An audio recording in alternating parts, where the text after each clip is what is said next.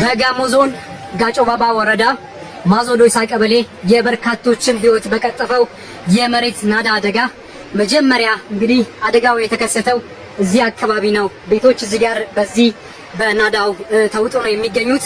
መጀመሪያ እንግዲህ 5 ሰዎች እዚህ ጋር እንደተዋጡና እነዛን ሰዎች ለማዳን ሰውን ለማትረፍ እያሉ በርካቶች መጥተው ለራሳቸው በተጨማሪ ናዳ ህይወታቸውን አጥተዋል። እዚህ አካባቢ ነው የመጀመሪያ ናዳው የተከሰተው። እንግዲህ በዚህ አደጋ እስካሁን ድረስ ባለው እንግዲህ 120 የሚጠጉ ዜጎች ህይወት እንደጠፋ ነው ያገኘሁት መረጃ የሚያመለክተው። እስከዛሬ ድረስ አስክሬን እየተፈለገ ነው። እኔ መረጃ እስካገኘሁበት ድረስ ደግሞ ከ66 በላይ አስክሬኖች ተገኝተዋል። አሁንም ቁፈራው ፍለጋው ቀጥሏል። ብዙዎች ተስፋ ቆርጠው የሚያረጉትን አጥተው ደክመው ወደ የቤታቸው እየተመለሱ ነው የሚገኙት።